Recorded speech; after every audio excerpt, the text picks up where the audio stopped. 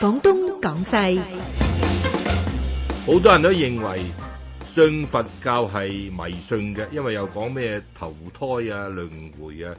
但係另一方面呢，大科學家愛因斯坦就曾經講過，佢話如果一種宗教能夠係應付科學嘅需求呢，呢種宗教就叫做佛教。咁啊，關於個問題呢，今晚由岑逸飛主持廣東廣西嘅人民風景呢，就會同大家探討佛學與科學嘅問題。請嚟3位嘉賓，一位係喺澳門大學任教嘅宗教哲學嘅鄭慶雲博士，一位係張慧能居士，仲係科普作家李偉才。請留意收聽個人意見節目《廣東廣西》，現在開始。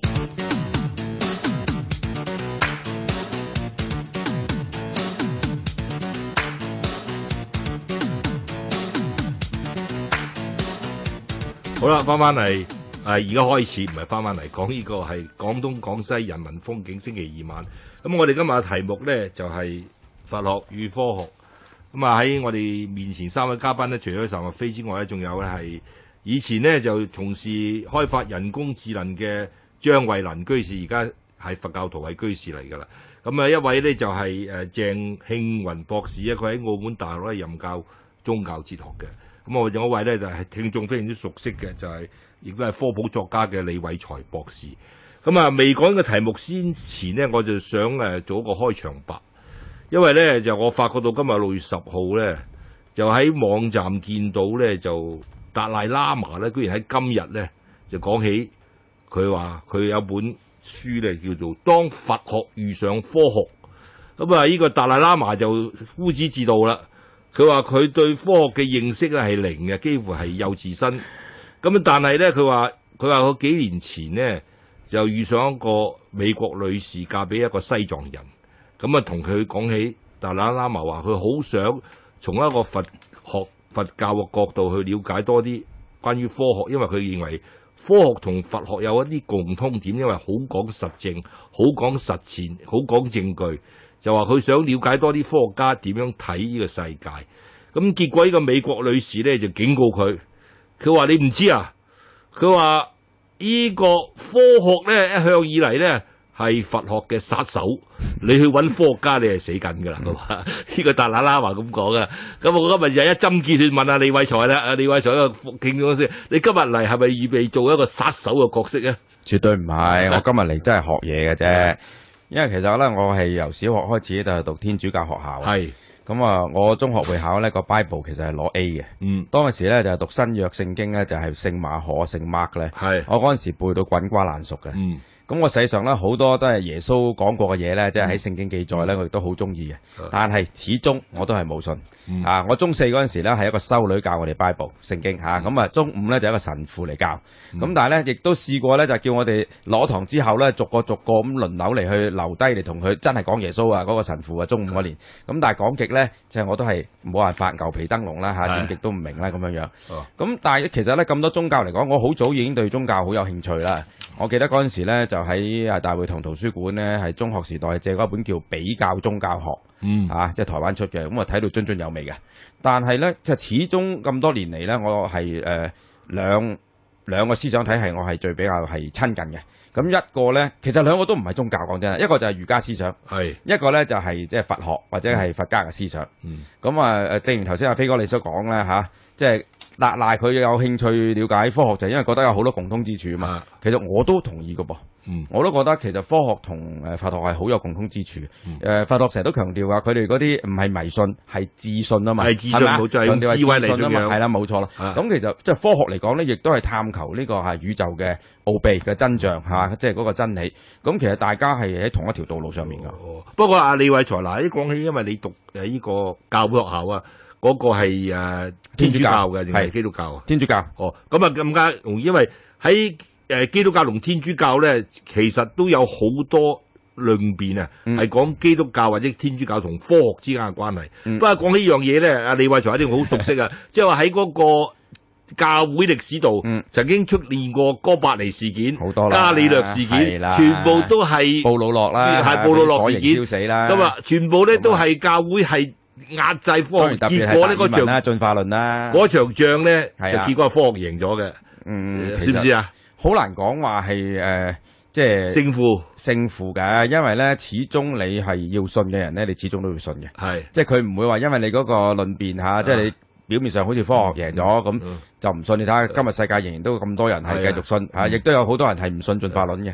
吓，唔係我哋揾次咧，就係可以再傾呢個基督教同科學嘅。不過咧呢個咧好似好難啊，傾到爛晒，太多人講佛學與科學咧，似乎就話比較少人觸及，因為佢頭先講到資訊。但係阿鄭博士，你係教宗教哲學啊？你有讀物理喎？以前係嘛？係啊，以前都係讀物理嘅。係嘛？哇！你係讀完物理先至開始？係啊，讀完先係轉行。先轉行啊！咁你講下，即係話你點樣睇唔係佛經裏邊係咪好多裏邊好多科學嘅答案喺度咧？其實佢係用係咪可以甚至有啲人而家有人講啊？佢話佛釋迦牟尼所講啲嘢唔淨止係科學啊！係超科學，比科學更超前，因為有佢講嗰啲嘢咧，科學都未證到嘅，但係佢已經講咗啦。但係佢以前講啲嘢好多科學證到，咁係咪化學係好勁咧？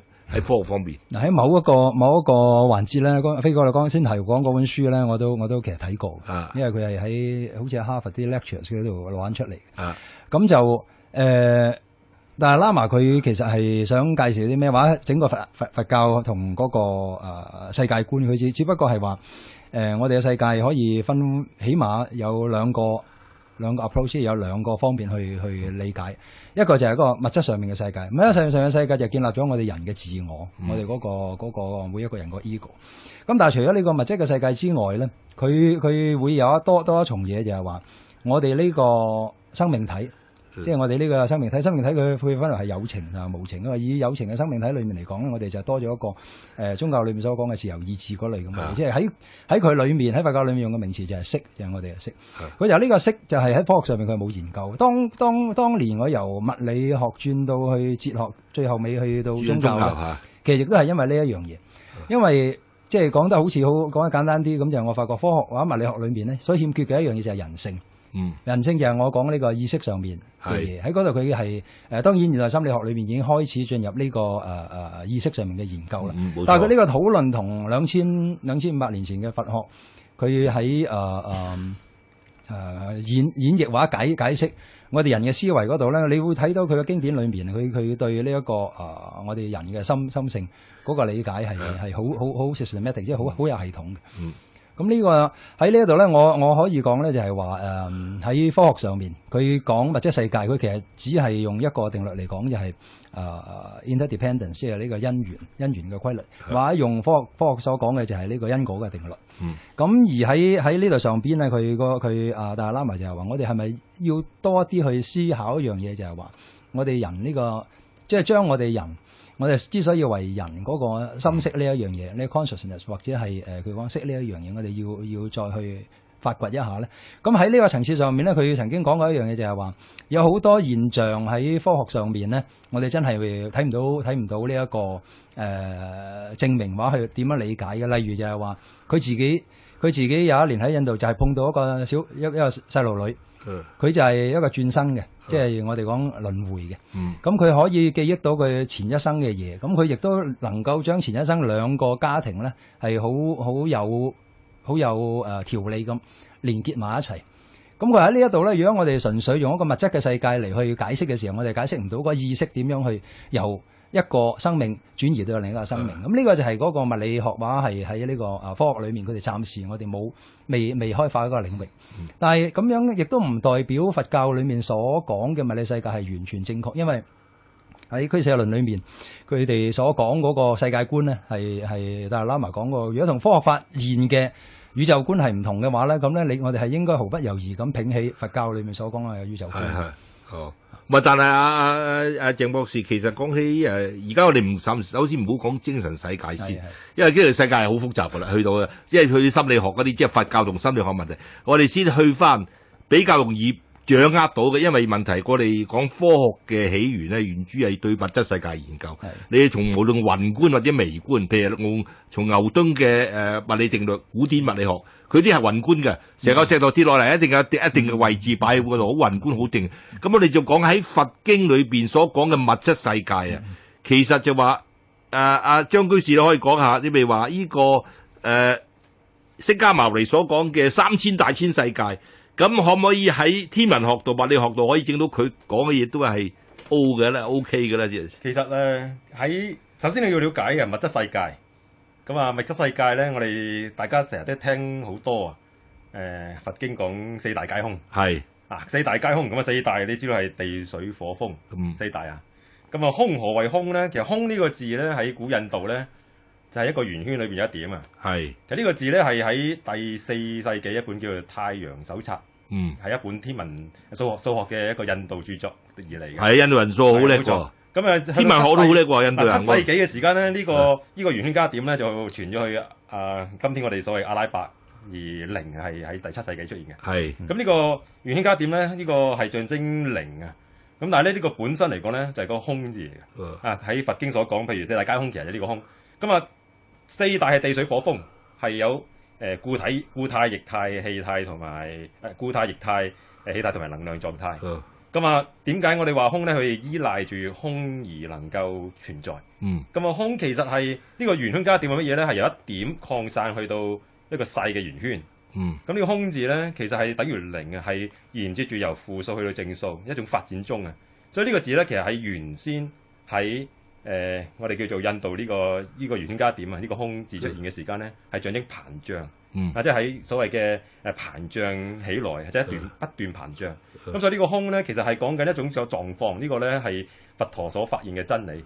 其實佛陀發現嘅真理咧，就係話空唔係一個靜態嘅嘢，係一個動態，係不斷地我哋叫做膨脹，即係成長中，即係一種生生不息。第一件事咧就講，其實所謂物質世界，如來我哋講係一個發現真理者啊。咁啊，第一樣咧就係講一切事物都係生，不斷地生，不斷地喺一種所謂生生不息裏邊。咁啊，3000大千世界其實係我哋知道3000大千世界係喺一個一念3000，如果係從天台宗嚟講咧。就係我哋喺佛法裏邊咧，就有所謂嘅一念，即係因為我哋叫萬法唯心，萬法唯識，咁啊，所有世界咧都係由我哋個所謂嘅阿賴耶識種子，即係我哋嘅種子。我哋覺得呢個世界好地獄嘅話咧，呢個世界就呈現一個地獄嘅印象。就係由我哋嘅印象呢個世界地獄嘅話咧，我哋嘅行為就影響呢個世界，變咗呢個世界真係都幾地獄㗎。咁啊，如果你嘅感覺呢個世界係畜生嘅世界咧，我哋開始行為似畜生，睇個個都係畜生，於是我哋就影響呢個世界開始呈現畜生化。咁啊，10個法界就係所謂嘅我哋六道輪迴啦嚇，所謂即係大家都熟悉嘅啊，所謂貪嗔痴慢疑，同埋貪就係餓鬼嘅世界啦，憎就係所謂阿修羅嘅世界啦，痴就係畜生嘅世界啦，慢就係天人嘅世界啦，疑就係地獄嘅世界，再加埋人嘅世界，其實係一個象徵性，象徵我哋嘅心嘅境界咧，千變萬化。咁啊，再加埋我哋聞思修正，即係所謂聲聞緣覺。菩薩同埋佛，即係喺嗰個追求真理嘅過程嘅另外4個階段，先係10個法界。咁啊，10中有10就成為咗100個，因為其實每一個狀態裏邊，譬如你係畜生，可以係天堂裏邊嘅畜生，可以地獄裏邊嘅畜生。跟住再加埋我哋所謂嘅一個3，即係過去、現在、未來。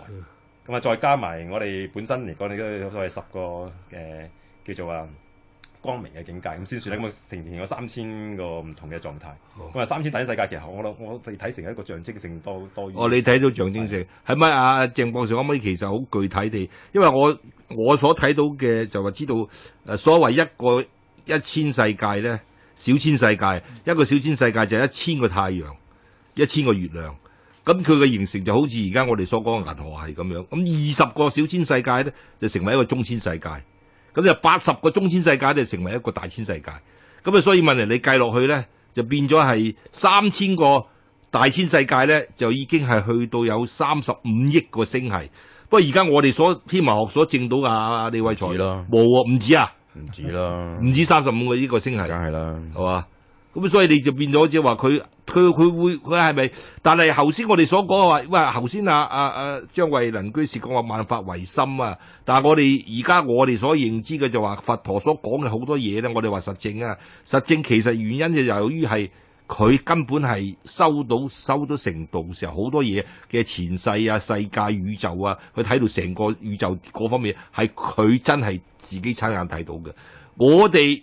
就因為我哋睇唔到，就係我哋唔相信。但係佢係鄭博士係咪佢真係睇到咧？咁我就未去到佛嘅境界，我當然唔係佢嘅代言。因為你睇唔到嘛。係啊，但係其實有一個例子咧，最近我係早幾年啦，因為早幾年我有睇啲physics 嘅 development 嗰個發展，因為阿李偉才博士可能都知道喺美國有一個物理學家叫做 Brian Greene，咁佢寫一本書，亦都拍一套紀錄片，就叫 Fabric of the Cosmos。寫3本啊，最少。係啊。咁佢呢本佢拍一個 documentary，咁呢個紀錄片咧有一樣嘢係令我好深刻嘅，因為《金剛經》裏面講過一句説話啊嘛，過去心不可得，現在心不可得，未來心不可得，亦都講過一念三千，即係話時間實際上又係一個幻象啊，又係一個玩笑嚟嘅。咁佢喺佢嗰本書嗰度解釋咧，就係話因為我哋相對論啦，相對論就已經知道時間唔係一個絕對嘅存在嘅嘢嚟嘅，一個觀念嚟嘅。佢係相互生成嘅。咁若果我哋嗰個運動狀態，我哋運動狀態以接近光速咁行嘅時候咧，我哋所運行嘅方向係決定咗我哋嗰個同時啊。我哋以為同時，我哋依家講我喺香港嘅同時同美國嘅同時係同樣一樣嘢。喺相對論裏面咧，即係合住相對論裏面已經知道，就係話呢個同時係同我哋嘅運動狀態有關嘅。咁如果我哋雙向嘅運動狀態或者相背嘅運動狀態咧，呢兩個唔同嘅我哋講嘅 reference frame， 即係佢嗰個運動坐標體系啊，嗰個坐標體系咧，佢嘅時間嘅概念係唔同。咁所以喺佢嘅同時咧，佢嘅同時可能係我嘅過去，另一個人嘅同時可能係我嘅未來。咁所以實際上喺呢一度喺物理學上面咧，即係間接係證明咗佛經裏面講嗰個時間嗰個三時。我哋講三世三時啊，呢個 three times 呢個係其實係一樣。呢個係一個好有趣嘅結果嚟嘅，即係話係估唔到近代科學嘅發現，同《金剛經》已經好耐啦，兩千五百年啦。佢所描述嘅宇宙嘅狀態係咁一致嘅。咁但係佢譬如講到話講宇宙嘅狀態，講佛經咧，就話依家好多人香港人所對佛經嘅認識嘅。其實主要咧就通過一本經叫《心經》，因為佢短啊，200零字係嘛？因為你話睇《金剛經》咁，好多人就哇喺咁，你全部即係交晒頭啊！即係 A 即係非 A 咁樣，即係拗晒頭㗎。其實佢講好多咁，即係譬如話你講《心經》裏邊最出名嗰句叫色即是空，空即是色。咁有一種講法就話呢種咁樣嘅色即是空，空即是色，即係等於物理學所講嘅質能互變，即係話空就係能量嚟嘅。係嘛？色咧就係質嘅。李博士，你唔同意啊？我覺得佢深好多嘅。你質能互換嚟講係一啲好低層次嘅嘢啫，即係對於我哋物理學上嚟講係嘛？即係講真，我就唔係真係主修哲學啦。咁但係我自己好發燒科學啦亦都係中意哲學，但係就唔係認識好深。咁我成日都覺得咧，佛陀咧即係半講笑啦。如果你睇倪匡先生嗰個頭髮咁即係以前嗰啲全部都係外星人嚟嘅咁咁所以咧，但係即係如果你話耶穌啊、穆罕默德啊、因為孔子啊、即係蘇格拉底啊咁樣嚟計咧，就你話配稱為外星人嘅咧，我覺得第一啦，首選一定係佛陀噶啦。因為咧佢個思想嗰種博大精深咧，我覺得真係。即係無可比擬嘅，即係人類歷史上咧未出現嗰個人咧，佢個思想咧，以喺佢當其時嗰個歷史嘅時代個生產嘅實踐嘅水平嘅知識嘅水平咧，而佢能夠去參透到咁多有關宇宙，即係好多個道理。雖然呢啲道理頭先鄭博士都講咗啦，其實唔一定係真但係有好多咧，其實佢係一個好高層次嘅概括，一個高度嘅概括同埋有好大嘅洞悉力。咁即使而家睇翻上嚟有好多嘢咧，都唔會過時。但係就唔係話全部真，即係喺我站喺科學個角度嚟講，頭先都講過鄭博士話，即係如果你而家有啲科學嘅發現同佛經入面嘅嘢相抵觸，其實係諗都唔使諗㗎。咁梗係跟科學啦，係嘛？咁佢嗰陣時嘅時代，佢好叻啫嘛。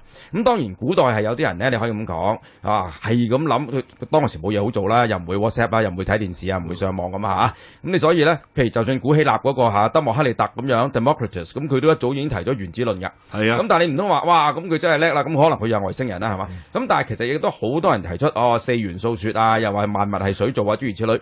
咁你各個民族咁多思想家，當時冇嘢做，冇電視，冇上網，係咁諗，梗有啲中㗎嘛。咁中咗又如何啫？咁你個問題，科學係講驗證啊嘛，係嘛 ？repeatability、verifiability 啊嘛。咁所以咧，你中咗就即係表示你好嘢，即係你嘅思想好。但係同而家科學嘅驗證係兩回事嚟㗎嘛，係嘛？咁但係即使咁嚟講咧，即係我覺得佛陀中咗好多咯。有邊啲唔中嘅咧？其實咁我又唔熟啦，我都唔係熟嗰啲經啦。但係即係我覺得佢個洞悉力同埋佢概括力真係。但係有啲嘢頭先，譬如話好似喺呢啲，譬如張居士或者鄭慶文都可以講下，色即是空。咁呢個空性喺佛法嚟講好難講㗎。容易講㗎。頭先我哋講過靈字係空，靈就係空啊，膨脹中生生不息，所以其實嚟講咧，喺有本經叫《靈家經》，佢都講叫轉變性，是名為如啊。如來發現嘅真理咧，就係我哋叫做行轉，一切喺轉變裏邊，一切喺轉變裏邊。而呢個轉變係無始，所以叫不生；無滅，所以叫不滅。即係無始無終，所以叫不生不滅。而呢個咧，經常係一切喺生滅裏邊啊嘛。咁所以咧，生滅滅生即是永恆。咁呢個咧，其實係如來嘅發現嘅真理。如來係發現真理嘅人。咁所以呢個空咧，如果再即一不斷膨脹、不斷生生不息咧，其實本身呢個色即是空已經係講一切事物喺發展裏邊啊，發展中。好啦，我哋翻嚟再同大家傾傾呢個空性嚇，呢個空字點解咧？根本係同道家嘅無又唔同喎，因為呢樣嘢又好似好類似。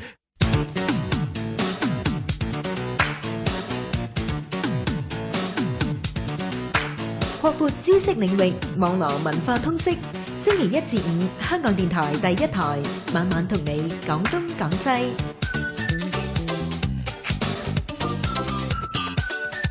好啦，翻嚟星期二晚廣東廣西嘅人文風景，我哋嘅題目咧係講佛學與科學。咁喺直播室度有科普作家李偉才博士，有澳門大學嘅鄭慶文博士，同埋咧張慧能居士。咁啊，我哋咧就係頭先啱講起個空啊。其實據我所知咧，就話佛陀講個空咧，張居士講話唔係咁難理解。但係咧，其實呢啲咁嘅概念咧，喺佛陀之前喺印度一直都有㗎。譬如話《吠陀經》，佢已經將天下分成天界、地界，仲有個空界。咁啊，甚至講輪迴，就係佛陀以前喺印度都講輪迴，講因果。亦都有呢啲因果，即係話佛陀係承繼咗以前印度嘅一個文化，而係再將佢發揚光大。咁但係講個佛陀講個空咧，我係想問下鄭博士咧，就話有一種物理學咧，好似而家講咧，就係講呢個叫宇宙全息論，係咪？哦，係啊。咁啊，好似係一個量子力學家叫做譬如話叫波姆啊。哦，Bohm 嚇，英文點説 ？BOHM 波姆。咁佢咧就話嗱，佢嘅認識咧就話有啲似咧，我想用個全息論嚟講個空嘅，即係話咧，其實佛家講話我哋人生如夢，我哋所見嘅一切都係幻象，其實唔好用個幻象嚟睇嘢，我哋所見到嘅嘢咧，其實好多嘢係一種唔好話幻象，係假有，即係佢唔係真實，佢係存在，但係咧我哋所睇嘅係睇唔到個真貌個情況，即係話好似等於。我睇過梁振寧一篇文講咧，就話好似話佢話你睇張照片，你譬如話呢個一個大嘅波，個籃球，個籃球背後擺個乒乓波，咁咧你咧如果咧你係喺張照片咧，你無論係左邊影、右邊影、上邊影、下邊影咧，你都睇唔到嗰個籃球背後有個乒乓波嘅。咁但係如果你用全息相片咧，係影到嗰個真相嘅前後。咁你就可以睇到，哇！原來背後有個乒乓波嘅。咁所以問題就話，我哋而家個腦啊，所見到嘅呢個世界，其實鄭博士係咪其實唔係一個真正嘅世界？佢嗰佛教嗰個睇世界咧，有啲咁嘅睇法㗎。咁呢個例子，我其實喺課堂上面，我都同啲同學分享。即係其實我哋成日以為我哋兩隻眼所睇嘅嘢咧，就係其他嘅生命體睇嘅都係一樣。但係其實科學已經證明咗啦，即係魚睇嘅世界、雀仔睇嘅世界，同埋其他昆蟲睇嘅世界，同我哋世界係未必一樣嘅。同埋佢隻顏色嗰個形狀根本就係唔一樣。咁但係由於我哋所認知嘅世界就係透過呢個觀感啊，透過我哋視覺去建立嘅。咁我哋咧就呢一個咁嘅印象咧，就強化咗我哋對佢嘅認知。咁所以佛教喺呢一度佢提出我哋呢個對世界嘅認知係不實，我諗係喺用呢一個角度嚟去演繹就更加合理啦。因為既然我哋有咁多唔同嘅有情嘅生命體，咁佢哋睇嘅世界既然千差萬別嘅話，咁我哋而家所睇嘅世界就自然喺某一種意義上面就係一種幻象。但係當然呢種幻象係真實㗎啦。因為我哋依家都係喺，因為我哋自己睇到啊，樣樣都一定要我睇到，係啦，先至叫證明。咁其實好多嘢咧，你唔睇唔到，你話哎呀你話有質子有電子搵嚟俾我睇啊，我都睇唔到，咁啊唔代表佢唔存在啊嘛。係嘛，原子你點睇啫？咁你話而家都睇到噶啦，而家睇到，而家用顯微鏡啊，冇錯。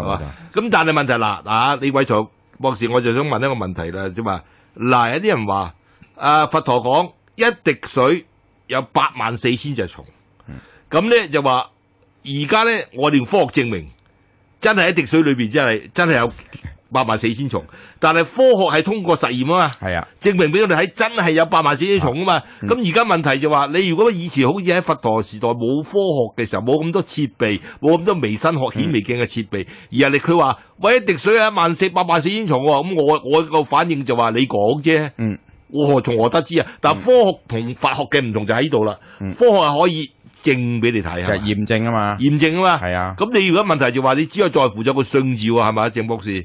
信唔信佛陀講啫？係啊，其實宗教好多時候就係建立喺個信念上邊。如果你對佢唔產生信念嘅話，你係唔會深入研究嘅，係嘛？但係當你深入研究嘅時候咧，你係要透過呢個深入研究咧，系統地研究，你先至會發覺佢講嘅嘢係好精細嘅。佢最令人最吸引人嘅地方就係佢對每一樣嘢嘅演繹，唔係停留喺一個表面嘅階段，佢一路路幫你深入去，幫你做一個抽絲剝繭式嘅分析，然之後等你去信服佢講嘅嘢，原來唔係即係 we 嗡嗡咁樣噏出嚟咁啊算數，唔係嘅。唔係呢度出現一個問題，我想問下張居士就喺呢度啦。嗱，因為問題就話你佛陀話佢可以證到，佢真係睇到一滴水有84000隻蟲，我哋就睇唔到，我哋要靠顯微鏡或者我唔信嘅呢樣嘢我唔信嘅，你唔信啊？唔係，即係話問題就話你要靠好精細嘅、好具、好深刻嘅顯微鏡，而家先知道一滴水真係有84000種微生物學證明。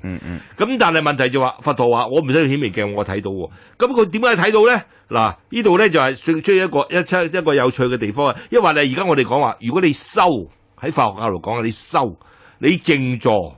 meditation 冥想，你去到某個地步嘅時候咧，你可以改變咗你嗰個視覺神經同埋腦嘅神經嘅結構，譬如用氣用成嘅嗰方面，可能令到你睇到個世界咧係同你原本未修之前所睇到世界完全唔同嘅。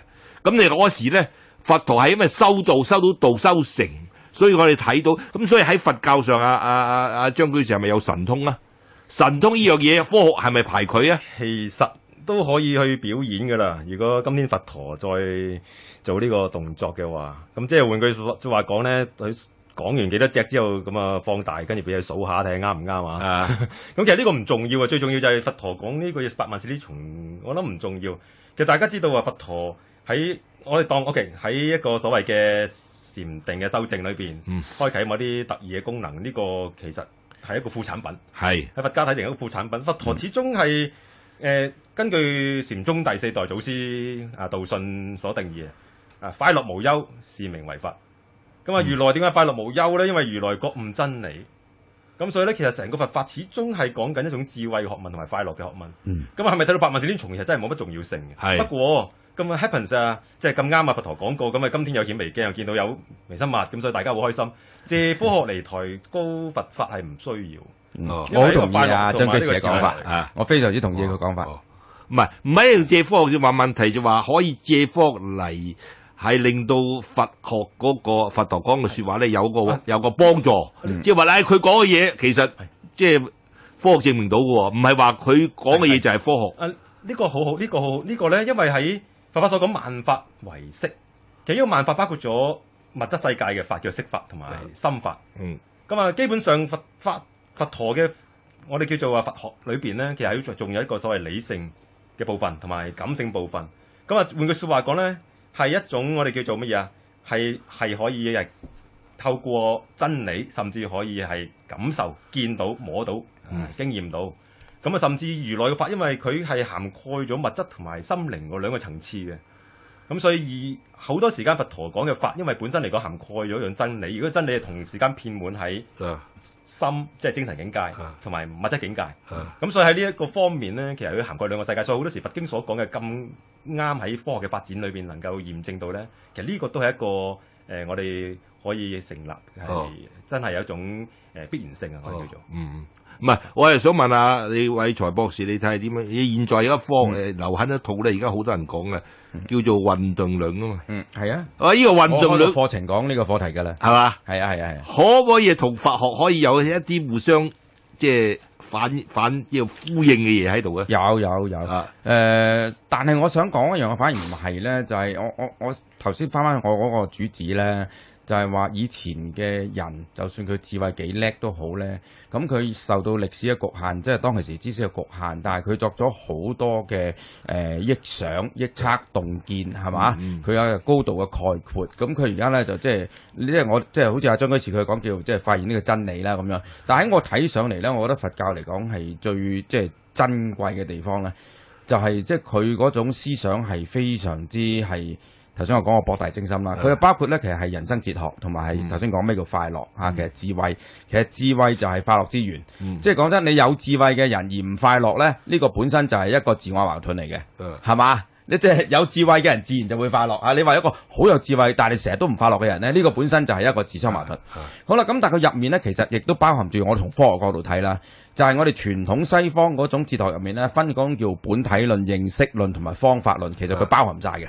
不過佢就冇好似西方咁樣咧，即係西方人最中意咧就係條條框框咁樣咧，就劃分晒。咁但係咧，其實佢係將佢混為一體，佢包含晒所謂我哋嘅本體論，即係宇宙嘅本質係乜嘢；認識論就係乜嘢叫知識，我哋點樣可以點解會有知識，同埋方法論同埋我哋點樣達到正確嘅知識。咁但係仲有咧，當然如果你真係佛教咧，頭先阿鄭博士都有講咧，你真係要去信咧，咁樣咧就佢有部分係超越咗科學啦。科學咧就係講論證啦，或者你叫做驗證。驗證入面咧有實證有否證啦，或者叫偽證啦。但係其實喺宗教嚟講咧，到最後一步咧，佢就叫體證。體證即係話咧，你就要修行。所以你研究佛家思想或者你研究佛學都好咧，其實你點研究幾深奧咧，你都唔係佛教徒。因為佛教徒咧就係真係要嗰啲所謂四聖諦啊、八正道啊咁樣咧，你係自己要修行。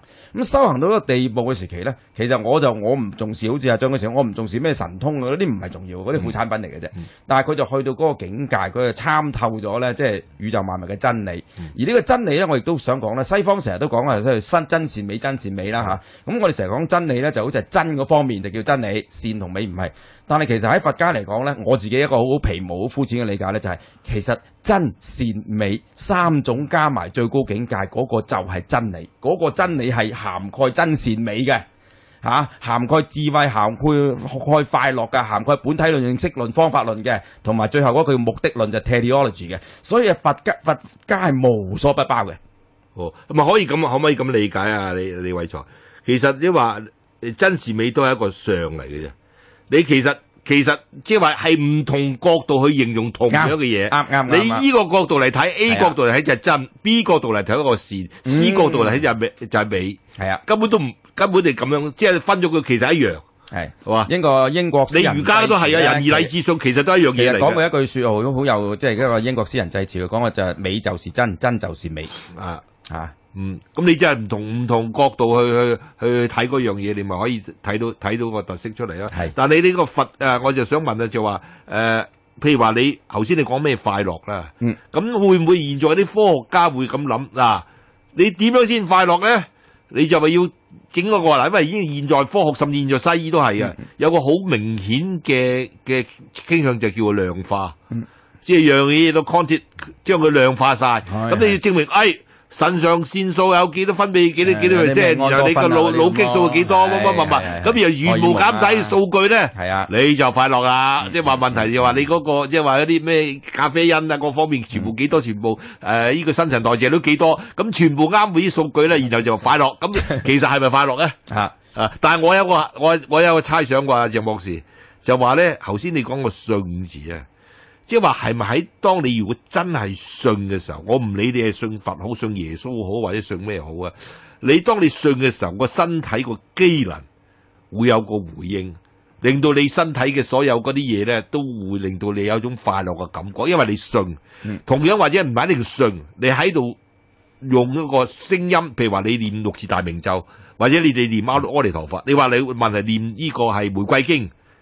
當你咁專注一種通過一個專注嘅手法，嗱，呢個就將精神同物質結合啦，係咪？鄭博士，因為依家Biotech 咧話喺生物學上面嘅研究咧，我哋嘅情緒同我哋嗰個腦裏面嗰個化學成分係有關係噶嘛。咁依家其實有一樣嘢就係話，如果我哋能夠人為製造同樣嘅化學成分，我哋人嘅情緒係咪產生同樣嘅快樂、同樣嘅憤怒咧？咁喺科學同埋喺化學裏面咧，有一種分析就係話，究竟係個意識產生個化學成分啦，呢一個化學成分產生嗰種意識。係呢一樣嘢我哋係依家都未知嘅。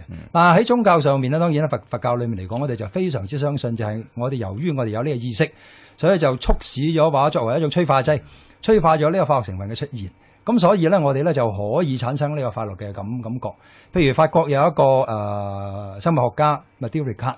咁佢後來就跟咗定國慶謝去出咗家啦嘛，咁就跟咗佢20年。咁佢喺04年嘅時候就同明珠寧波車咧，即係啱3年前失咗蹤嘅，即係突然離開嘅寧波車。咁喺04年嘅時候就喺威斯康辛做咗一個實驗，Wisconsin Medical School 就係研究禪定同快樂之間嘅關係。咁佢做咗非常多嘅實驗，就係話，當一個人進入一個禪定嘅時候，個痛苦依然都有嗰個感受，即係佢嗰個實驗好鬼搞嘢嘅，就係佢會電擊嗰個人，即係電擊呢兩個出家人。咁咧就佢唔會講俾你聽幾時電擊嘅。咁佢亦都做一個 control， 就係話一個普通人一個電擊個反應係點。咁佢咧要求佢哋喺呢個實驗嘅時候咧，要求佢哋進入一個禪定嘅狀態。然之後就睇去量度佢哋對呢個痛苦嘅反應。咁佢就發覺咧，就係話我哋擁有同樣嘅肉體，我哋對嗰個電擊係會產生同樣嘅反應。但係若果我哋有個意識去調控嘅話咧，我哋可以產生一種化學嘅物質去抑制另一種嘅物質嘅出現。咁所以喺嗰個實驗裏面，佢驗證咗就係話，有禪定功夫嘅人，佢個痛苦係會出現，但係喺一個好短時間就即刻。個痛苦唔會持續，但係一個普通人嘅話，個痛苦係持續咗嘅。咁喺呢度咧就係會唔會喺呢度間接證明咗阿飛哥你剛才講咧，就係我哋如果係做禪定，我禪定功夫夠嘅時候，係咪可以令到我哋更加快樂，更加產生呢個智慧咧？似乎呢一度可以係一個旁證。咁但係當然咧，我好希望咧喺呢多一啲呢啲出家人。即係呢啲佛教裏面嗰個修行比較功夫深嘅人，多啲去投入呢個實驗。我哋從唔同嘅角度去檢驗一下，究竟以前2500年前所講嘅道理，喺而家我哋呢個世界裏面仲可唔可以成立？另一個旁證阿鄭博士就係話，你要睇有禪定功夫人，佢睇翻佢自己嘅感受。張偉嗱，你有冇禪定？我有禪定，有禪定得啦。你有禪定，當你禪定嘅時候，你係咪睇到個世界同你未禪定之前個世界係唔同嘅？或者你嘅感受？我哋先講咧，譬如喺痛或者係一個極苦嘅感覺，當我哋喺進入禪定咧，第一剎那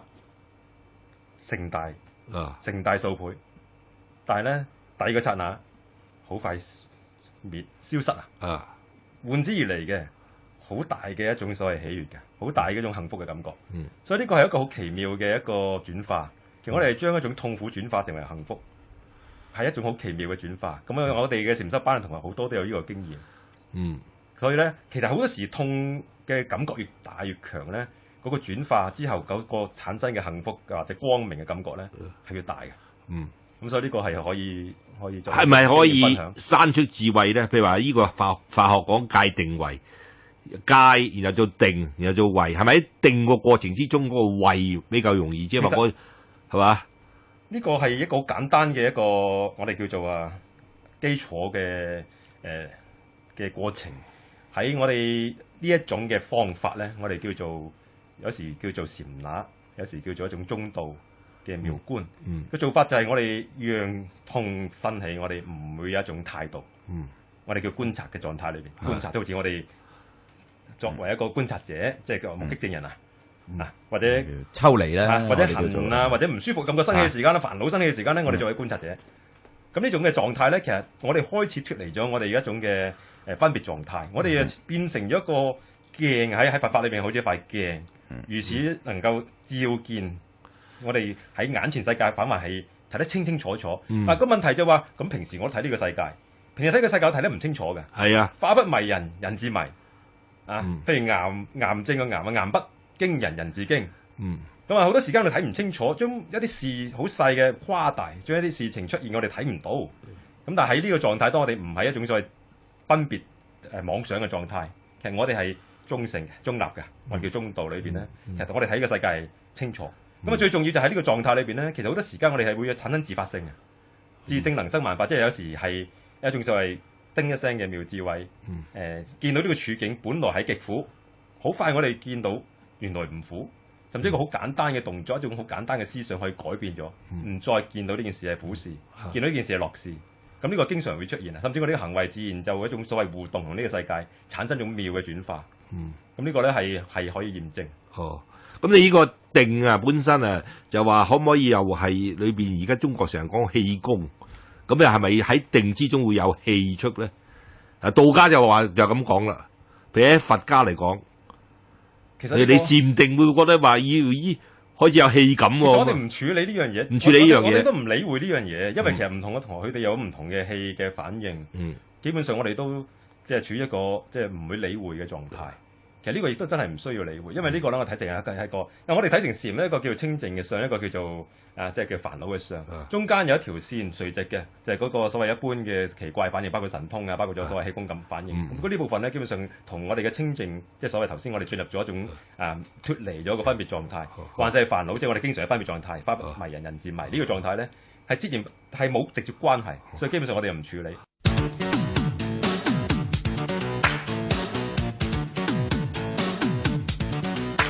擴闊知識領域，網絡文化通識。星期一至五，香港電台第一台，晚晚同你講東講西。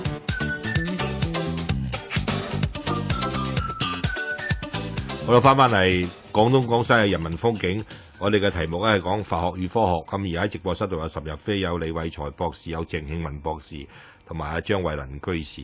咁啊，我想講講咧，就話我哋討論咗咁耐咧，就應該有個地方要指出咧，就話佛學咧就唔係同科學搭上個等號，即係佛學係宗教信仰嚟嘅，科學咧就係驗證嘅。我唔係太同意咯。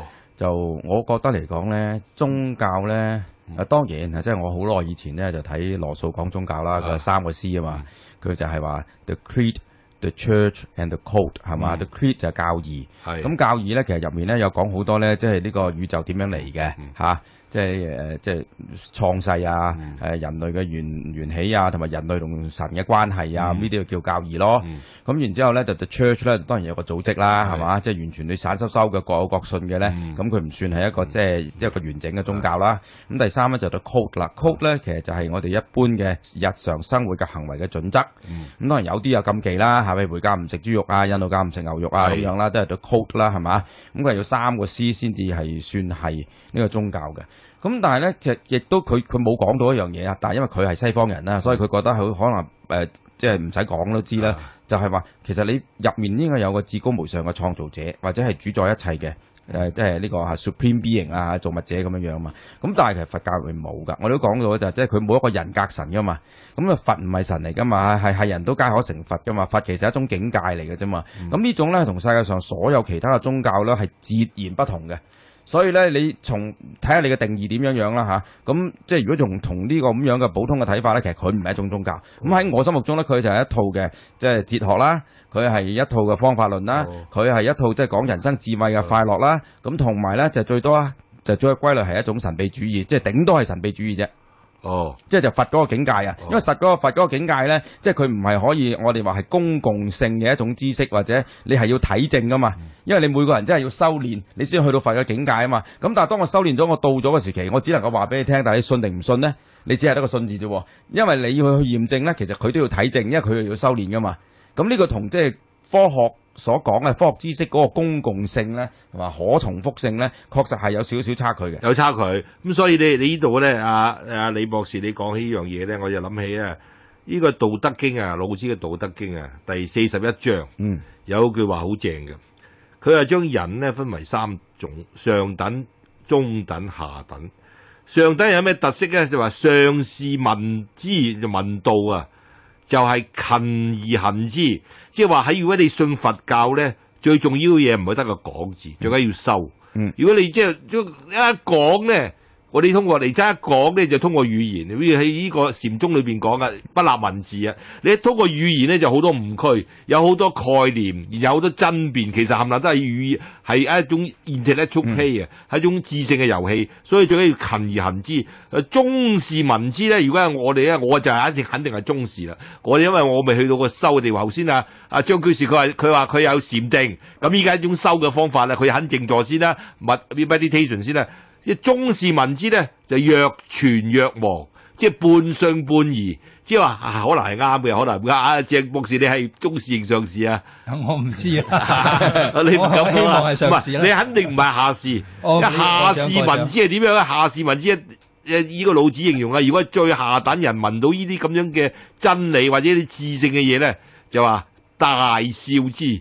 即係恥笑，嘿咁嘅嘢都好信嘅，呢啲會一個垃圾嚟嘅咩知？咁咧佢話，然後但係老子就俾個結論嘅就大笑之啊，不足以言道，根本你就唔係嗰班，係嘛？即係佢分三種啊。咁咧就問題就話，你到體證頭先啊，李偉才講個體證就係到到勤而行之，即係你唔收咧得個講字咧，你唔係嗰班嘅，即係咁樣係嘛？嗰啲最多咪佛學咯，就唔係佛教咯，唔係佛教啊！啲變咗即係離開呢樣嘢。咁但係咧，我想問一問咧，就話現在我見有啲和尚啊、尼姑都曾經提過呢樣嘢，就將呢個佛學裏邊咧同科學裏邊嘅遺傳基因又拉埋嚟講。咁其實我哋今日講個遺傳基因圖啊，各方面都仲未斬破喎，好多因素啊，啲人畜生之類嗰啲。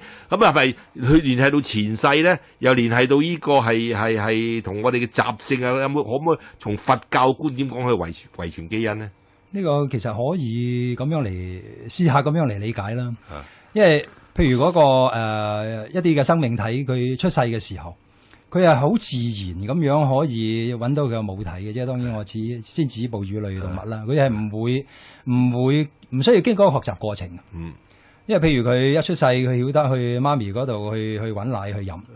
咁如果喺呢個意義上面嚟講咧，如果佢係冇一種由一種意識傳咗入去佢呢個物理嘅生命裏邊咧，咁呢個係好難去理解嘅，即係佢點解一出世就可以有呢種習性，就係話我要維持我自己本身嘅生命，我就要曉得喺個母體嗰度去揾我嗰個生命嗰個支撐個部分咧。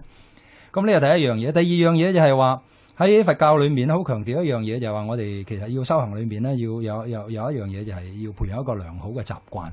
因為呢個良好嘅習慣咧，就係將會喺我哋死亡或者係將會喺我哋修行嘅時候咧，最幫到我哋。咁呢個良好嘅習慣係即係指咩嘢？就係話佢呢個修行上面嘅嘢，我等一陣再講。因為習慣咧，佢就係會影響咗我哋呢個生命喺未來呢個社會裏面，我哋所會遭遇到嘅嘢，同埋所會承受到嘅嘢。咁呢個習慣就係話喺按照佛教嚟講，佢有阿賴耶識啦，佢即係將我哋以前嗰個種子，我哋所做嘅嘢潛藏咗擺喺呢一度。咁由於呢個阿賴耶識嗰個又係由某一個生命過去嘅生命帶到呢個生命嘅時候，咁佢點樣去體現呢？我點樣將呢一樣無形嘅嘢，即係我哋依家係呢個 intangible 噶嘛，喺個無形嘅嘢變成為一個實質嘅嘢，而喺呢個現實嘅世界裏面可以呈現呢？咁就透過 DNA 呢一類咁嘅遺傳基因。可以將我哋以前嗰種習慣，無論好習慣又好，壞習慣又好，我哋就可以將呢一樣嘢由過去生帶到呢一生。或者你意思就話譬如話我哋一粒種子，因為佛教講因果論噶嘛，有粒種子，然後一粒種子咧，直接令到佢開花結果，咁呢個就係因果。咁但係咧最重要嘅地方就喺因果之間，佛家咧仲有一種叫緣。個緣咧就係陽光、空氣啊。陽光、空氣、水啊，呢啲嘢咧，都係因為令到呢粒種子，如果冇呢啲陽光、空氣、水咧，嗰粒種子就唔會令到佢開花結果。咁呢個就係條件啦。呢個係好複雜嘅，即係佛家個緣咧，好似一個 network 咁樣，一個網咁樣，就複雜無比，就嗰條數我哋計唔到嘅。但係一個緣喺度，最深就係個緣。咁但係咧，阿鄭博士，你係咪想講 DNA 就係一種緣嚟嘅咧？令到個阿賴耶識可以成為體現到係我哋成為。我諗可能我用一個係咪你當 DNA 係一種緣咧？載緣唔係載體。載體係一個 carrier， 係一個載體。佢將我哋過去嘅嘢就帶到嚟呢一度，而嗰個緣咧就係我哋喺呢度嘅生活環境。我呢個生活環境咧就將呢個載體佢所想要生成或者孕育成嘅嘢，就喺呢一度，就喺呢個環境嗰度出現。哦，因為佢佛教飛哥你剛才講佛教講因緣嘅時候，其實兩樣，一個就實質因，一個就係配合嘅因。配合因就係我哋嗰個社會環境，我哋文化背景，呢個就係嗰個配合嘅因。而嗰個實質嘅因就係我哋 DNA，我哋一定要有實質嘅因，即係真係要有個種子存在。你嗰個配合嘅環境喺度咧，唔會無端端生棵蘋果樹、生棵橙樹出嚟，我哋依然都係要有呢個 DNA。我哋簡單叫內因同外因咯。呢個馬克思嘢嚟個內因外因。咁呢個係好普通嘅啫，思維上思維上係咁樣嚟理解咧。哦，咁但係要你再睇咁，阿賴耶識都可以當係載體啫。佢其實係一個床式嚟嘅。阿賴耶識佢係一張床式，佢係 intangible，佢係無形噶嘛。咁佢要將呢一個將我哋過去嗰個如果用會計樣嘢嚟講，將前一世嗰盤數全部係啦，帶嚟今世嘅時候，咁我要有本數簿噶嘛。咁你咪當佢睇成本數簿啦。哦。其實佢可以當係一個飛機黑盒咁樣噶，都可以咁樣理解係。即係你飛機個黑盒就載晒所有嘢入上黑盒嗰度喎，淨係一個花盒嚟噶，係嘛？你搵到個黑盒就掂。所以佢係一個載體，由呢個載體，由於有呢個載體嘅時候咧，我哋呢一生嘅生命咧，就或多或少我哋本身個性，我哋自己嗰個發展嘅趣向，我哋嗰個 aptitude，我哋嗰個個人嘅性向，就會喺呢一度，由於嗰個環境嘅配合。就可以生成嗱，你講呢個阿賴耶識同埋講個 DNA 咧，就佛家有個好有趣嘅名詞，佢哋喜歡講習氣，但係儒家就講習性。人之初性本善，性相近，習相遠。一個習相遠個習就變咗係習性。係咪習性同習氣唔同嘅咧？應該都係一樣嘢嚟嘅喎，都係一樣嘢，都係呢個講我哋嗰個 habit，即係如果我諗用翻習慣嚟講都係一樣，因為我哋係習慣咗呢一樣嘢。我哋習氣習性就係話我哋傾向，或者我哋嗰個 inclination 係咪？可能 inclination 更加準確，因為 inclination 喺呢一度，即係我哋係會唔會性就係比較靜態地好多咧，固定咗啦，氣啊比較靈活啲咧？我相信都係嘅，都係嘅。咁同埋你頭先都講啦，你其實一個內因同個外因嘅配合咧，其實你有好多偶然性嘅因素嘅。係啊，係嘛？咁你偶然性因素咧，即係話佢唔係一定嘅，佢有潛在嘅呢個可能性，但係佢唔一定會出現嘅。咁解啫嘛。咁所以咧，即係你嗰個係所謂習嘅時期咧。就係佢所有嘅條件咁啱係配合，但係你頭先你講我哋嗰條數計唔掂噶嘛，係啊，係嘛？咁於是佢就出現咗咁嘅結果。但係如果佢啱啱爭嗰啲嘅條件，佢就出現另一個完全唔同嘅結果，就係咁樣啦。哦，但係嗰條數嗰個圓啊，其實阿張居士係咪好難計嘅？其實你話易又得，你話難又得。其實因為點解易又得難又得咧？因為我哋講下 DNA 我哋講講 DNA。其實我哋有另一個嘅睇法嘅，宇宙整體好似一個佛嘅身體，嗰個叫我哋叫做法身佛啊。每一個個體好似我同你，我哋當成佛嘅身體裏邊一個細胞。嗱呢個咧就涉及到如來開悟嘅三個智慧入邊，除咗我哋叫做知道生滅，知道不生不滅咧。第三個咧就知道自共相，自共相即係話咧，我同你大家一齊喺一個身體裏邊，呢個叫做大日如來嘅身體。但係咧同時間咧，我同你咧。又獨一無二，好似一個身體上面每個細胞。記住我哋大家如果同一個身體都係大如來身體咧，我哋都帶住一個 DNA，嗰個叫如來嘅 DNA。咁所以咧，呢個喺佛法裏邊咧講眾生有佛性咧，其實從呢個角度係睇到就係話我哋必然有 DNA，因為呢個宇宙就係成個法身佛嘅身體。喺呢個咁嘅角度嚟講，我點計條數？其實咧喺佛法裏邊咧，其實同呢個混沌理論有一個叫做協同進化呢個部分嘅。協同進化咧，其實係啊，我哋喺佛教咧稱之為我哋講呢個世界咧，其實係一個我哋叫做大悲胎狀。大悲胎狀即係大悲，即係由愛造成嘅。胎狀咧，即係話好似一個胎，而且我哋每一個人都係一個胎嘅身體嘅細胞。咁啊，一個細胞能夠好健康啊，在乎於能夠付出、互相供養，即係完成大我。大家都係為大我做一件事情，因為每個細胞為身體做一啲事情㗎。咁啊，呢個叫做完成大我，呢個叫菩薩行。所以咧，乜嘢叫做完成一個菩薩嘅修行咧？就係我能夠成就身邊嘅人，於是我就成就自己。呢一個咧，其實我哋叫做係一種透過睇到我哋講每一個人有一個眾生平等，呢個係成個佛教嘅基礎，就係因為我哋都係佛嘅身體，我哋都有佛嘅 DNA。同時間我哋每一個人都有習氣啊。習氣即係咩意思咧？嗱，呢個叫自相。自相即係話每個細胞咧前因後果唔同啊。呢粒細胞原先有粒膜喺度嘅，新陳代謝之後都係有粒膜。呢個細胞原先好光滑嘅，新陳代謝之後都係光滑。咁所以咧，呢個我哋講每一個人咧都係自作自受裏邊，但係同時間咧，每一個人咧都共同係屬於呢個身體，都有一種可能性，一種生命力，生生不息嘅生命力。咁喺所以呢個大前提，你話條數容易計定唔容易計咧？嗱，即係換句説話講，如果你係記得、知道、認識自己一個快樂嘅佛嘅身體裏邊一個細胞，你咪快樂嘅細胞咯。當你唔記得咗嘅話咧，嗰粒細胞不斷地攬住啲養料唔肯放出嚟，又唔肯死嘅，嗰個叫癌細胞。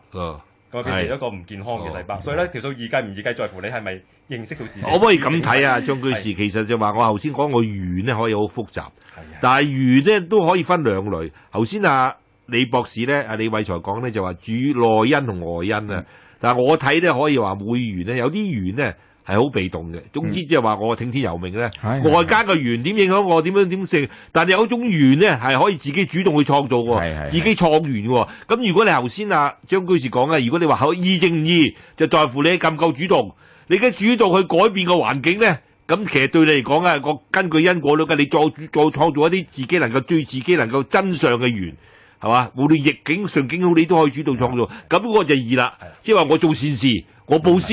咁其實咧就可以講話，其實個緣就簡單咗啦。但係如果你話好被動我睇有冇好運到啦？點會我聽日會中六合彩咧？成日咁你中六合彩嘅機會咧就話好啊！你我唔可以話你唔中喎，我買得10蚊5蚊我都會中喎。你唔可以話我冇機會。但係咧就個命中嘅機會率好難啊！即係變咗都係有個緣喺度。即係唔知啊！嗱，我諗呢度或者有個鎖匙位，我講多句先。呢個有個鎖匙位就係話，到底我哋做嘅時間係為自己做，還是為大眾做？呢個係始終嘅啟動。到底我能否轉化由一個喺佛嘅身體裏邊嘅癌細胞變到佛嘅身體裏邊嘅快樂細胞？在乎於我到底我為大眾定為自己？所以就算我為身邊人做嘢，但係我係計算緊為自己將來有福嘅話咧，呢個都仲係一個自我中心最大嘅自我中心嚟。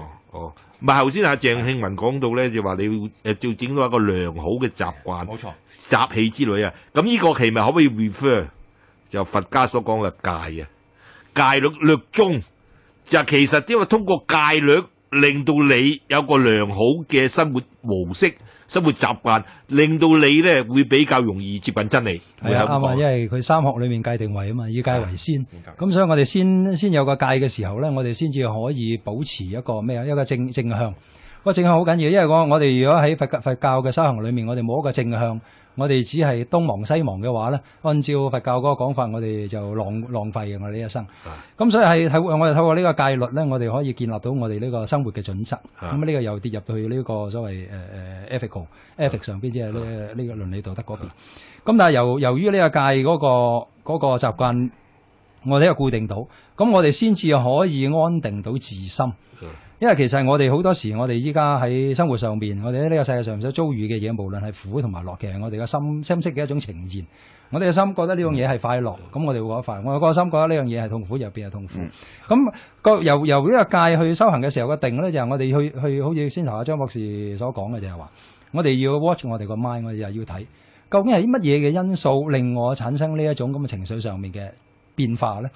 咁呢一種嘅我係咪我自己本身嘅主人咧？因為佛教其實好強調一樣嘢，就係話你唔好認賊作父，即係唔好認呢一個外在嘅物質世界係一個真實嘅存在。喺佛教裏面嚟講，佢只係判佢一個世俗諦，佢只係一個 relative，一個係相對嘅真理，佢唔係一個絕對嘅真理。我哋係要透過呢個禪定嗰個過程裏面，能夠讓我哋嗰個自心慢慢安靜落嚟。安靜落嚟嘅時候，按照佛教講，我哋嗰個本性，我哋佛性就自然開顯。開顯嘅時候，呢個所謂我哋佢佛教裏面所講嘅智慧，就係我哋動然明白，我哋知道原來呢個世界係咁。我哋佛陀原來係對我哋開一個非常非常之大嘅玩笑。咁你睇嘅世界，咁你喺個禪定裏面，你睇呢個世界咧，係以禪宗嗰個角度嚟講咧，我係有兩重原意。第一就係我哋進入禪定嘅時候，就係見山不是山，見水不是水。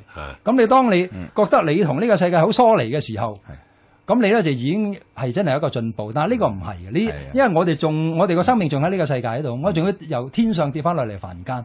到時嘅時候，你會對呢個世界咧就會有另一種睇法，就係見山還是山，見水還是水。但係你依家喺呢度，你所覺受呢個世界咧，就係《心經》裏面講嘅色即是空，空即是色。即係佢喺呢度所講嘅時候，就係話你見到個色嘅時候，你唔係見到佢嗰個外相，唔係見到佢外在嘅呈現，而係你睇到佢本身係已經冇咗一個自我嘅本質。所謂空性嘅意思就係話呢一樣嘢，我哋係睇佢個本質係唔存在嘅。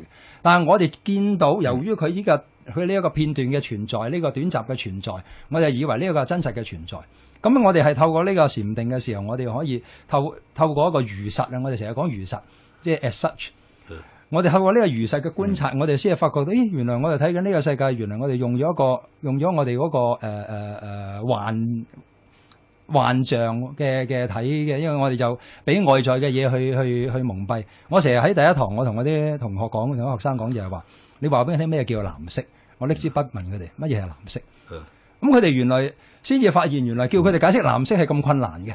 但係佢哋一直以為對藍色呢樣嘢係完全冇難度嘅。但係當我一問佢嘅時候，佢哋個個先至知道，原來佢哋答唔到嘅。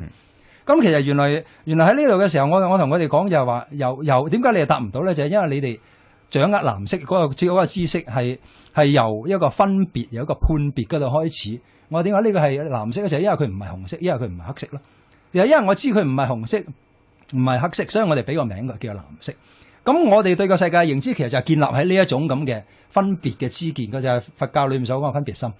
就由於呢個分別心咧，我哋咧就將呢個外物咧，呢個宇宙萬物咧，就每一樣嘢我都可以逐一去研究。呢個就係阿飛哥剛才講《道德經》裏面所講嘅，我哋就係有名萬物之始，無名萬物之母啊嘛。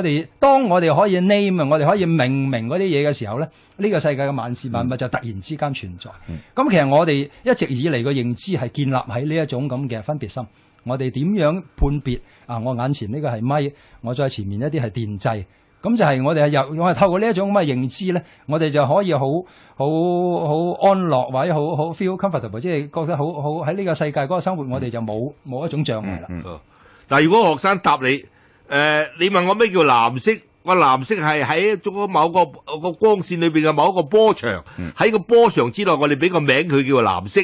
如果佢咁答咧？喺呢個我又話哇，你真係讀書你都算有好記性，因為我亦都同佢講，我話喺哲學上面我哋好難定義嘅，但係科學上面係有，因為佢係呢個電磁波。唔係，但係兩回事嚟嘅。係啊，即係話咧，你定義佢嗰個頻率啦，你甚至攞個示波器咁樣睇見嗱，而家就係咁多個頻率啦，就係代表藍色啦咁樣樣。但係嗰個其實唔係藍色嘅感覺嚟噶嘛。我哋一講嗰樣嘢咧，就係藍色呢種感覺，而呢種感覺咧係完全係主觀嘅。咁喺現代哲學咧，我哋俾個名佢叫 qualia，就 Qualia。qualia，而 qualia 呢樣嘢咧，其實喺即係所有哲學面嚟講，就可以話係最深奧最深奧嘅人。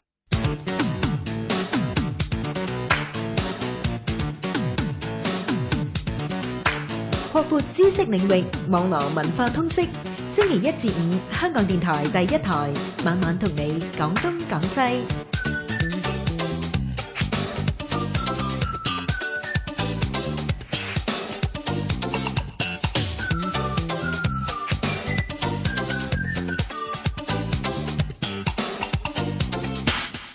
攞翻嚟星期二晚廣東廣西嘅人民風景，我哋嘅題目咧講佛學與科學，咁啊直播室度有岑日飛、有張慧麟居士、有鄭慶文博士同埋李偉才博士。咁啊，我哋咧就係歡迎聽眾打電話同我哋交流，我哋嘅電話號碼係1872311，或者傳真279498887，亦都可以咧係面書寫香港電台廣東廣西。咁啊，想講講咧，有聽眾反映嘅話，我哋頭先講習氣咧，佢話聽眾話習氣係指煩惱，係咪咁嘅講法咧？啊，張居士，貪嗔癡根本煩惱。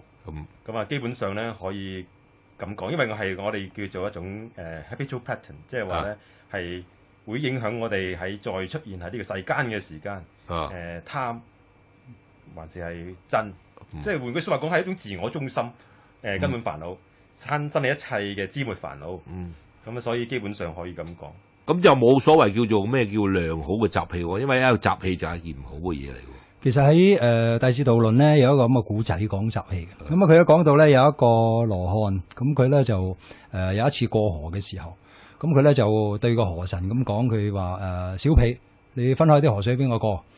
咁個河神咧就好感到好，即係咁我覺得好嬲。佢話：哇，你佛陀嘅弟子已經證到阿羅漢果，咁點解你仲可以口出惡言嘅咧？咁啊同佛陀投訴，咁佛陀同佢解釋，佢話因為佢嗰個説話就小婢子莫流啊嘛。咁佢咁啊，佛陀就叫咗呢個阿羅漢過去講啦。咁佢話：喂，你咁唔啱，你都證咗果啦，你點會咁樣對人咁無禮啊？咁你快同佢道歉。咁佢就即刻講，佢話：啊小屁，我依家同你道歉，即係話你妹仔，我依家同你道歉啦。咁嗰陣時，佛陀就同呢個河神講，佢話：冇辦法，呢個係佢嘅習氣嚟嘅。因為過去生嘅時候，佢好多生都係生喺一個尊貴嘅家庭，咁所以佢唔覺得所有嘅人呢係同佢有一個比較平等嘅位置。咁所以你話呢個係煩惱啊，定係唔係煩惱咧？咁有啲時候咧，我哋如果用煩惱嚟講，咁我覺得都可以嘅。即係你話就係一種煩惱，咁但係實際上佢喺呢個意義上邊咧，佢只不過係一種 unintentional， 即係一個非冇一種惡劣意圖嘅一種嘅行為嚟嘅。唔係你講起即係話嗱，呢冇乜意圖嘅，因為個習氣本身，因為同佢即係話個環境各方面有關啦。咁你要講呢種習氣咧，係咪咧？話佛學本身咧，我覺得都有一種習氣。點解咧？因為佛學係嚟自印度，咁印度人咧就有一種習氣。印度人呢種習氣咧就好明顯啊！唔知阿張居士你應該同意我嘅講法，就話佢哋中意咧係打破沙盤問到篤，所以咧你見到佛學裏邊咧最得人驚嗰樣嘢就係唯識，哇！嗰啲名相之多啊！話一個又再發開十，一開十，十又再開十，十又開十，話你會要記咧，見到真係煩啊！即係真係唔係煩惱啊！哇！你使乜咁多名相啊？因為你問人個事物嘅本質啫嘛，你唔可以。但你呢個係咪印度人嘅習氣啊？可以咁講㗎，佢哋時間多啊！所以講咯，冇 WhatsApp 啊嘛。嗱，呢樣嘢嗱，張居士我可以同你分享啦。呢樣嘢就亦完全啱同易經相反。中國嘅易學咧有個特色嘅叫化繁為簡，即係話你樣嘢唔好搞咁複雜，將兩種複雜化為簡單。科學係咪啊？李博士？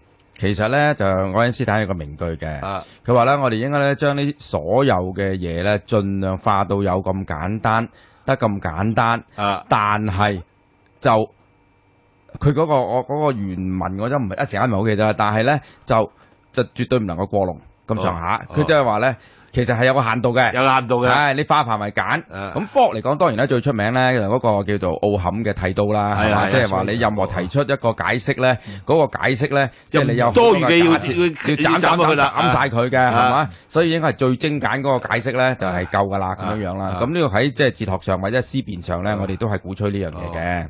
或者我想趁呢個機會咧，其實我都想話講講科學佛學嘅關係咧，我係想替科學講翻幾句說話，吓。咁我雖然我自己係好親近佛學啦，但係我就覺得科學嚟講咧，好多人都覺得佢係物質文明嘅一個偉大成就咧，好似有個潛台詞咧，就佢唔係精神文明一個偉大成就，呢個係大錯特錯嘅。科學係人類精神文明一個偉大嘅成就。咁而且亦都好多人就覺得咧，科學係一種非人化傾向啦，我亦都係好反對嘅。其實科學係一種好人性化嘅活動，係一個人性化嘅傾向，甚至好多人認為佢係人民精神嘅一個敵人咧，我又大為反對嘅。其實我覺得佢對人民精神嗰個嘅即係追尋咧，其實係一個嘅盟友，就絕對唔係敵人嚟嘅。咁但係咧，科學我想強調一樣嘢咧，就係佢係強調一樣就叫謙卑。即係我好耐以前睇過個說話咧，就係一個科學家講嘅咧，佢話世間上係冇卑微嘅嘢嘅，任何嘅嘢都可以係為聰明嘅人帶來教益。所以咧，即係科學咧，佢既肯問大問題，但係佢知道當其時嘅知識條件係未能夠回答到咧，佢就唔會亂答。但係佢咧最叻就係問小問題，係嘛？問小問題，從問啲卑微嘅問題嚟去研究，即係我哋唔會介意卑微嘅。所以呢個我覺得科學咧係同一般嘅哲學咧係唔同嘅地方。好啦，我哋聽下電話先，聽完電話咧，我哋可以再繼續討論下頭先啊李偉才所講嘅，即係科學嗰個扮演嘅角色喺度。我哋聽聽電話先。第一位係 Michael， 我哋嘅熟客啦。Michael， 幾位好啊！係讀書交臂啊！咁好嘅課題，我都啱啱開心機。你咁耐冇而家先聽啊？唔係啊嘛，我哋講好多咯。啱收工啦。我就少年或求學階段咧，都係基督教徒嚟嘅。係。咁就但係出咗社會之後咧，都放棄咗宗教，反而係早幾年開始咧，先至接觸佛教。我覺得係一個好值得一生人咧，真係投入嘅一種宗教。係，因為起碼喺我最挫折嘅時候咧，我冇咗佛教，其實我都唔知點行落去。起碼人生上幫到我。咁我呢幾年嗰個體會或者分享少少，其實而家信佛嘅人咧，大多數都係求佛、拜佛，即係見到佛像啊，嗰啲唔係正向嚟嘅。係啊，因為應該咧，當年釋迦教佛法嗰個次第初轉法輪都講三法印啊、四正諦啊呢啲類嘅內容啊，應該由呢度開始。有本書叫《見佛殺佛》啊，唔係異教徒寫嘅喎，係一位大德一行禪師寫嘅喎。有所謂《金剛經》有所謂若以識見我，以心聲求我，是能行邪道，不能見如來啊！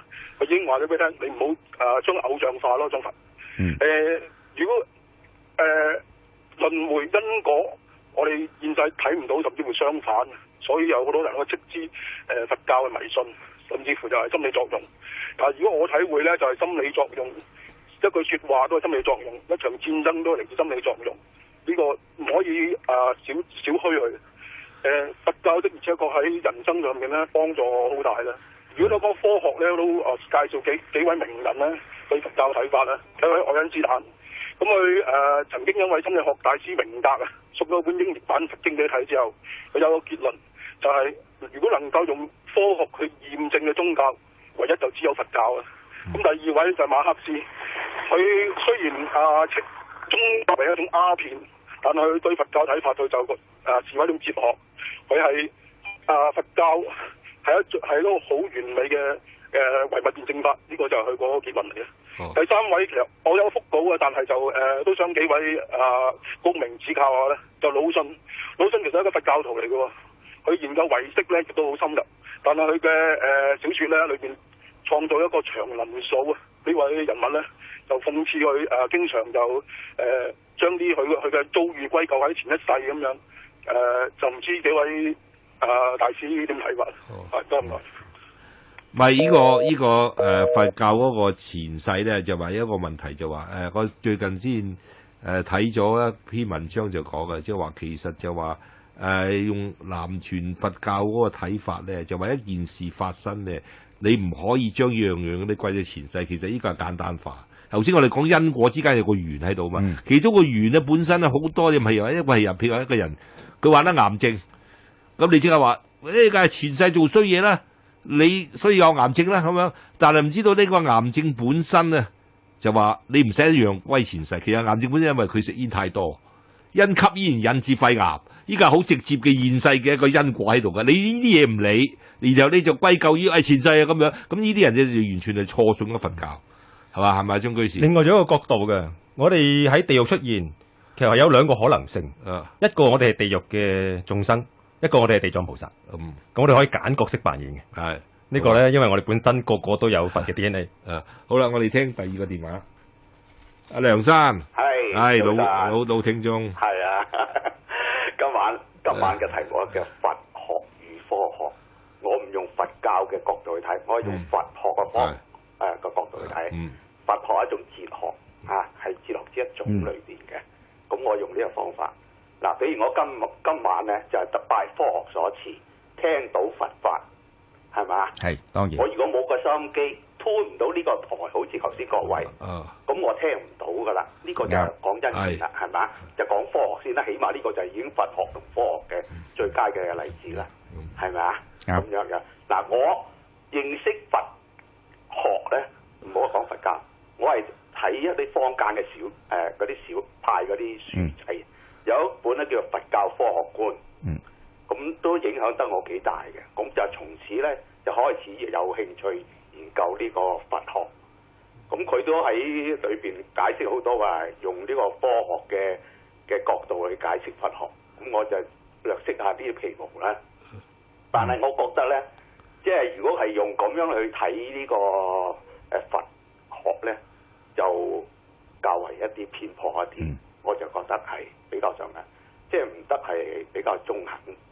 但係以我嘅經歷嚟講咧，對佛學嘅研究咧，都係由聽收音機。而家有位女士去世嗰陣時，我都聽咗好多年，咁認識呢個佛學嘅。咁但係我最後嘅心得咧就係話，同台食飯就各自修行，佛學係你自己嘅自身嘅修為嚟嘅啫，係嘛？如果你係對呢方面係有興趣嘅，你又應該去鑽研一下。好似今晚我咁樣得到幾位嘅教益，多謝晒，拜拜。好。咁我哋仲有一個電話先，蘇太。係你好，三位老師。係你好。我自報家門先啊，我係在家居士嚟嘅。係。咁我亦都學緊坐禪嘅。嗯。係咁樣，我哋個法師教咧就要有意識嘅。嗯。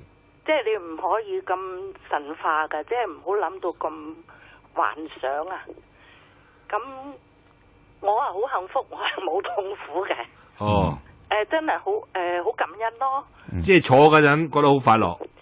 嗱，因為我哋嘅禪修嗰個禪堂咧係我哋喺佛學院嗰度讀書嘅。係。咁係禁語，同埋一入道場咧就要關手機。嗯。即係呢個係規矩。嗯。咁任何法會又好，任何上課都好，都係唔準嘅。咁呢個佛學院咧，亦都係好出名嘅。而家香港真係好好咯，不過你一定要正信正教咯。咁我哋坐禪咧，法師就係提醒，妄想一定唔準，即係唔準打妄想。咁我哋可以念佛號，可以念數息觀，可以念六字大明咒。其實你哋如果去，即係我又唔好意思講我學校個名啊，但係佛教真係好浩瀚、好深奧，同埋我一把年紀，我係出世呢，媽咪已經話我係觀音坐蓮啊，所以我係有佛嘅種子。咁我唔係叫人迷信，但佛教係唔迷信嘅。阿飛哥，我叫你吓。唔緊好。你都係有佛證咯，同埋阿陶國章老師咧，我好中意聽你哋香港電台呢個節目噶，因為今晚係為咗世界盃，聽日冇啊嘛。係啊。咁我係幾得意嘅人咯，即係我好幸福，我係識得揀我要咩時候我要去學乜嘢，係令到我一諗起上堂我就會好高興，因為我哋個老師呢，個個都係星雲大師嗰啲徒弟啊，即係我哋嗰啲法師啊，教我哋上堂嗰啲啊，全部都係好專同埋好有生活嘅體驗嘅。咁佛教呢，可以教一個人呢，係好驕傲嘅人呢，都會好謙卑。咁我阿彌陀佛，我係好感恩。今日幾位老師都講得好好，只不過坐禪呢，你就唔好諗住你會點樣通咩神通，其實全部都唔應該有。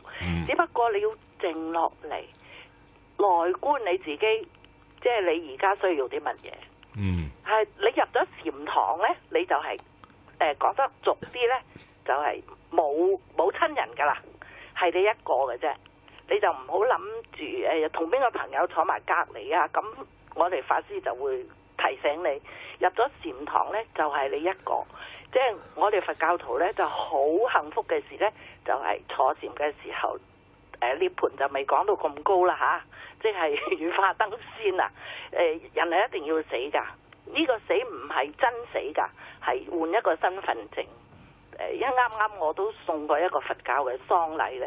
即係其實係我哋而家咁樣係一個因緣咯，即係好多嘢都係過咗去就冇咗噶啦，但係要享受當下咯。我唔知兩位老師同唔同意我咁講呢？呢個張居士，你可以講下你嗰個分享下呢種坐禪嗰個同阿蘇太嗰個體驗。當下係一個絕對正確嘅。其實喺禪裏邊的而且確已經，我哋唔應該有妄想。但係妄想喺恐怖裏邊經常出現呢，所以係念佛或者係持咒係絕對。反正你個心念係咪都要動嘅？當你恐怖裏邊嘅時間，我哋好多時間遇到人生苦啊，會恐懼啊，係正常嘅。心念一定會動。咁所以咧，反正你動咯就念佛。咁呢個係好嘅方法，所以係的而且確係好好。隨喜。好啊，多謝阿蘇太電話，我哋聽下一個。阿梁生，你好，你哋幾位好？請講。我就想講即係我讀大學嗰時咧研究過呢個一啲宗教啊，即係佛教同埋呢個科學嘅。咁科學咧就比較現實啲，同埋用一啲實際嘅行動去見證嘅。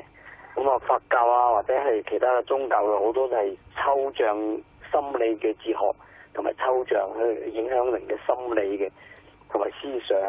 咁如果係一個思想同埋心理比較正常同埋高深同埋穩定嘅人咧，都係好少去信一啲宗教嘅影響個心理同埋思想嘅。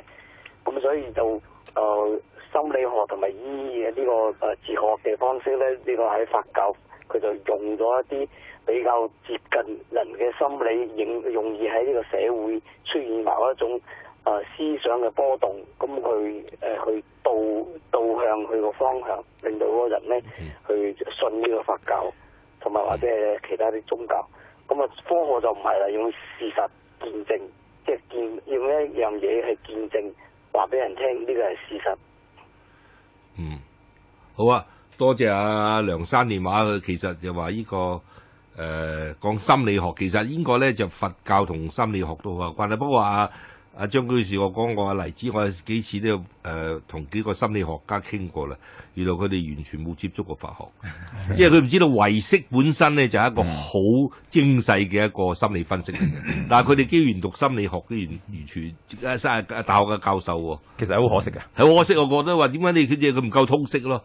係嘛？你既然教心理學，你應該讀我即刻叫佢哋咪快睇到啲唯識嘅嘢。因為其實佛教佢點樣界定個人？佢個人個五蘊嘅組成係咯，我肉身只係一部分嘅，佢有5/4都係佢嘅心理狀態嚟。係咯，所以你唔讀唯識就又教心理就好唔啱。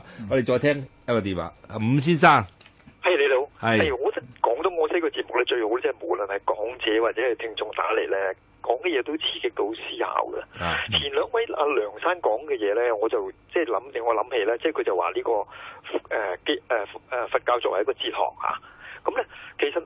我就諗起有份報紙咧，叫《基督教科學箴言簿》，係好出名嘅咧。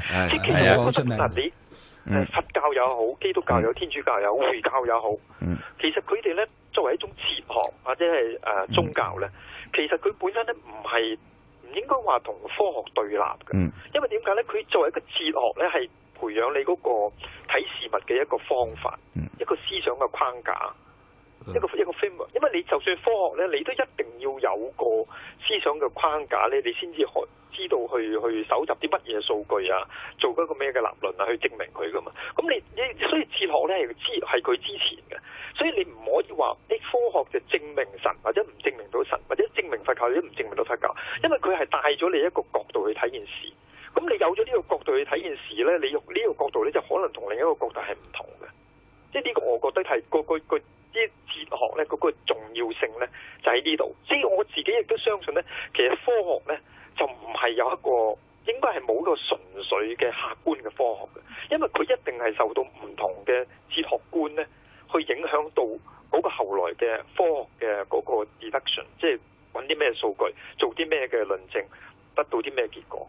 所以兩者之間嘅關係應該係咁樣睇咧，會比較係合理啲，同埋即係其實係唔可以脫人生咧，係唔可能咧純粹係得科學咧，而冇呢個宗教咧或者哲學嘅，因為你冇咗呢個framework 咧，你根本就唔會有後邊合理嘅 deduction。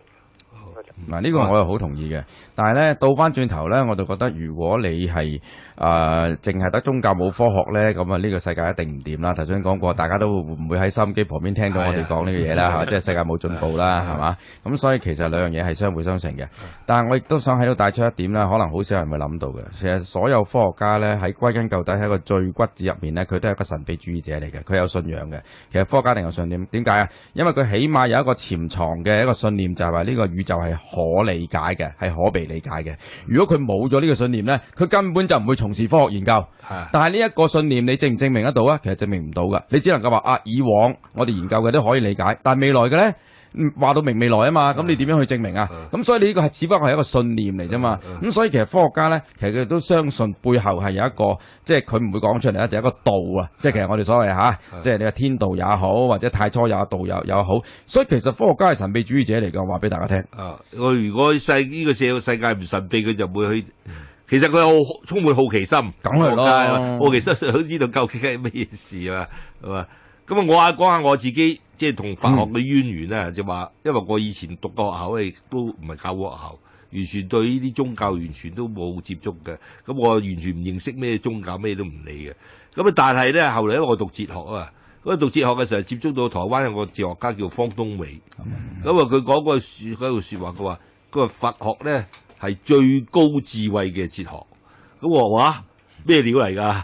呢話最高智慧㗎嘛，即係因為呢句説話令到我去接觸下究竟佛學嘅智慧有幾高。咁啊，我自從接觸咗之後咧，我都同意阿方教授嘅講法，即係佛學係最高智慧嘅，即係佢好博大精深嘅，涵蓋面好廣嘅。譬如話佢同科學比較咧，我會覺得佛學嗰個用數學上嘅集用嚟嗰個集啊，係大過科學嘅。即係科學可以，佛學可以用科學。利用科學或者通過科學嚟證明好多嘢，但係科學所接觸到嘅世界有啲係接觸唔到佛學嘅。如果我會咁講咯，科學係必要條件咯，但係就唔係充分條件咯，所以你唔能夠冇咗呢個必要條件嘅喎。係咁啊係。但係科學咧，科學其實佢所關心嘅就係我哋物質世界咯。唔一定㗎，其實我有一樣嘢我唔係好同意，因為其實科學係好關心精神世界㗎，不過精神世界太過高深，所以佢係逐步嚟咁解啫嘛。係咪都可以去到精神世界嘅？好啦，我哋有機會咧，再請3位同我哋共同討論呢個精神世界同物質世界嘅問題。咁我哋跟住嚟嘅節目咧，就係阿 John 胡啟榮同我哋講那些年那些事。咁啊有個報告就話從聽晚開始咧，就廣東廣西因為世界盃嘅關係就暫時停播。咁啊，我哋咧去到4強啊，最後決賽周嗰陣呢，7月7號開始呢，因為個世界盃嘅踢波時間嗰度凌晨3點就唔影響廣東廣西，所以廣東廣西會喺7月7號再次同大家見面。咁啊，從聽晚開始咧，大家就可以安心咧聽世界盃，從而家喺度聽到一路聽晒全個過程都得㗎啦。拜拜。好，拜拜。拜拜。